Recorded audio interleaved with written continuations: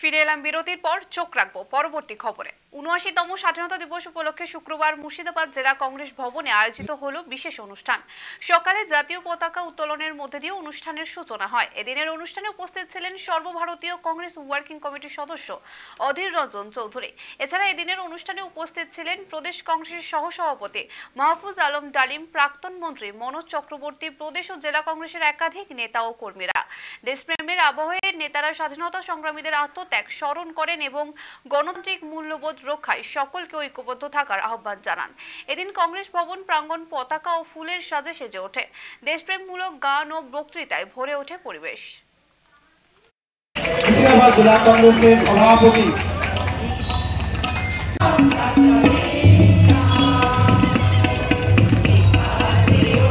ভারতবর্ষের গণতন্ত্রের মূল শক্তি কি জানেন? মূল শক্তি হচ্ছে এই বিবিধতা।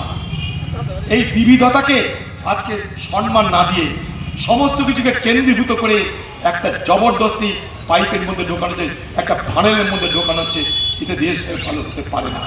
অর্থাৎ দেশ আমার নয়, দেশ তোমার নয়, দেশ হিন্দুর নয়, দেশ মুসলমানের নয়, দেশ আমাদের সকলের। এই আমাদের ভাবনার মধ্যে দিয়ে আমাদের দেশের শক্তি লুকিয়ে আছে।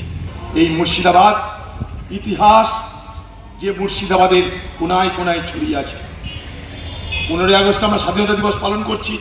মুর্শিদাবাদের স্বাধীনতা হয়েছিল 17ই আগস্ট প্রকৃত অর্থ। সেদিন যখন দেশ ভাগ হয় তখন র্যাটক্লিফ বলে এক সাহেবের র্যাটক্লিফ, সে বাউন্ডারি ভাগ করেছিল, বাউন্ডারি কমিশন করেছিল। তাতে মুর্শিদাবাদকে বাদ দিয়ে দিয়েছিল, কারণ এখানে মুসলমান বেশি। হাজারদুয়ারিতে পাকিস্তানের পতাকা উড়েছিল। সেখানকার নবাব ইস্কান্দার মির্জা, লালবাগের নবাব, সে পতাকা উড়িয়েছিল। জওহরলাল নেহরু, সর্দার বল্লভভাই প্যাটেল, তারা দেখলেন মুর্শিদাবাদ পাকিস্তানে চলে গেলে আমাদের ক্ষতি, মুর্শিদাবাদের উপর দিয়ে, তাই মুর্শিদাবাদকে রক্ষা করতে হবে।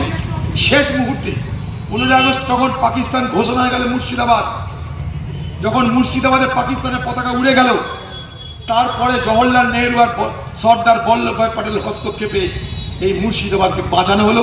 মুর্শিদাবাদ ভারতবর্ষে থাকলো।